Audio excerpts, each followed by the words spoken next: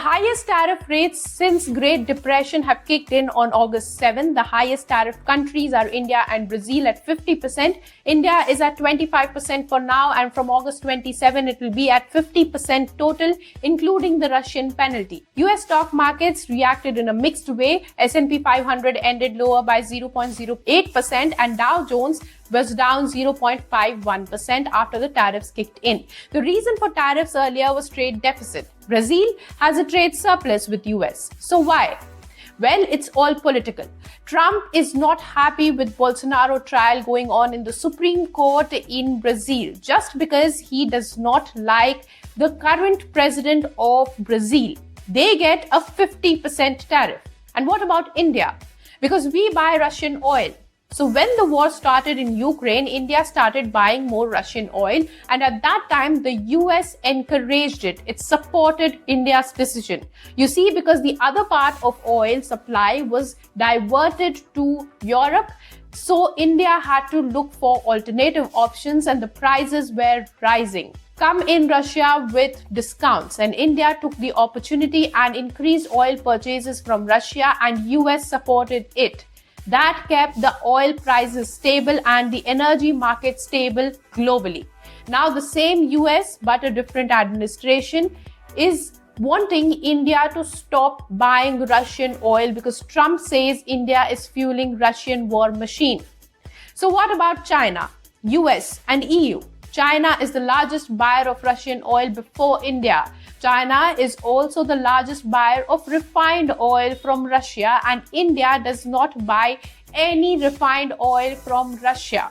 In fact, EU is the largest buyer of Russia's natural gas and the piped gas. EU is the top buyer, and even US buys a lot of mineral from Russia, and the imports have only increased. So why is India facing the tariffs only?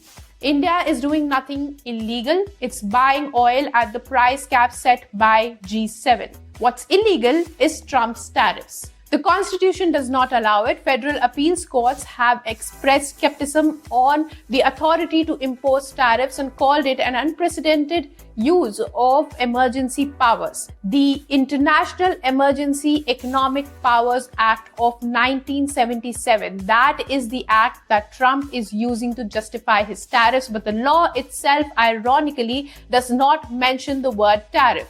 Now, this case will go to the Supreme Court, and if the court says that it does not make sense, then Trump will have to refund the income from these tariffs to the countries that it got from, and with interest. Still, Trump goes on to impose tariffs left and right, claiming that billions of dollars will flow into America.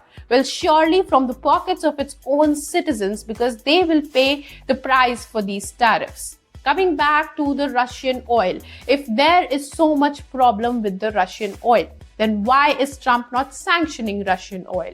Because he can't do that. The whole of Europe depends on it too, and Europe is US's ally. So he is now threatening India with tariffs. Trump says that there will be no trade negotiations with India unless this issue is resolved. But what is to be resolved? Here's why the deal fell off though. As per reports, India had 5 rounds of trade talks which were supposed to conclude before August 1st, but they just collapsed. India offered 0 tariffs on industrial goods that formed about 40% of US exports to India, reports say. India also was offering lower duties on cars and energy. It was going to buy US energy and would import more defense from US.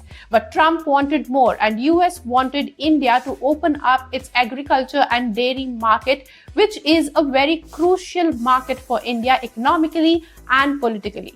So India refused to allow duty-free access to US agriculture and dairy products. And that made the deal fall off the roof.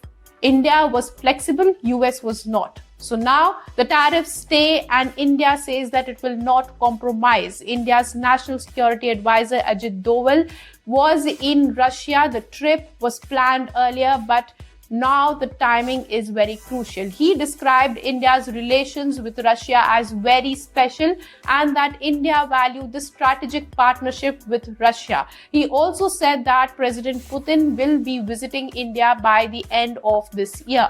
So this shows that India is not going to strain its ties with Russia. Meanwhile, Prime Minister Modi is scheduled to visit China for the first time in 7 years for the SSO summit, and chances are that China's Xi and Modi will speak on the sidelines of this summit, and the talk will be about tariffs. And surprisingly, China also criticized the US for imposing tariffs on India. Some reports also suggest that Modi will be visiting Japan too before Beijing. So India is now diversifying its exports by cracking deals with others. From the global south to Southeast Asia, India is strengthening its ties as Trump starts to strain it with India. If you like this video, then like, share and subscribe to ET Now.